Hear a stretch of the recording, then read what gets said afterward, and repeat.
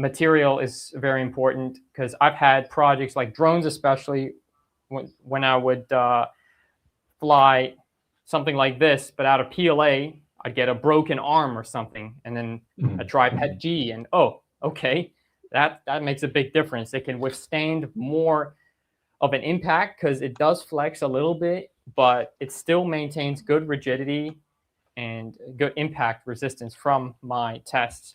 And carbon fiber reinforced nylon, I would imagine to be even more stiffer and less prone to snapping.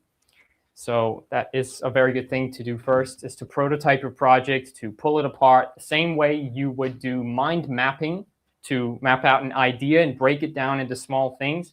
You have to do that with projects such as, like if you take my ESP die, for example, super complex electromechanical thing right here. I managed to get that to dive down a local coral reef and film there. But it's one I built with an ESP32. It's got the plungers that suck in water or push it out, and propeller at the back that propels it. But the mistake I did with this one is that it's from PLA. So guess what I did? I coated all the parts exposed to water in super glue, all the ones that have the job of keeping the water out. So outer parts like these, they didn't have to be printed from anything else. But if I were to go back in time, I would have done it from PETG and have gotten a much more water resistant material, because PLA is a bit like a sponge. It'll suck in water, especially under pressure. And I've had other suggestions from experienced makers who've dealt with underwater projects. Again, we're dealing with outdoors. Now we're going underwater rather than air. So you have the whole water pressure thing. Someone said add dielectric grease to the O-rings. So if you can see up close, it's got these rubber O-rings. There's one there, and there's one at the end.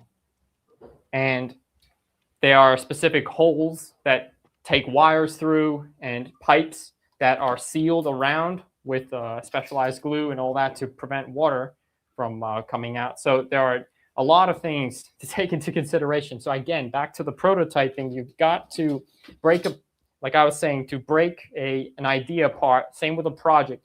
With that submarine, I had to test the water resistance factor with just a simple pipe, put some electronics. Well, before the electronics, I just put the pipe in to see, okay, with these end caps, right, no water's going in. Next test, let's do the radio frequency to see if we can get the antenna buoy that floats behind it as it drives to float, to see if it'll transmit the signal to the whole sub underwater. I had a prototype circuit similar to the ESP Blast's pre-wired state.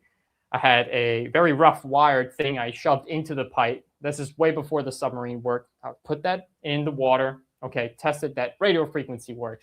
Or then I would do the syringe plungers. Forgot the word. What are they called? That mechanism that sucks water in and out. Yeah, and then I put that. I test those, prototype them on their own.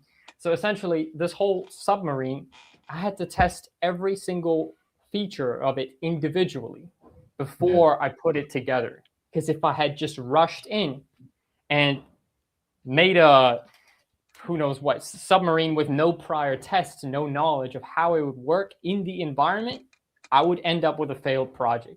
And I just want to put this out there. So, I mean, I'm only human too.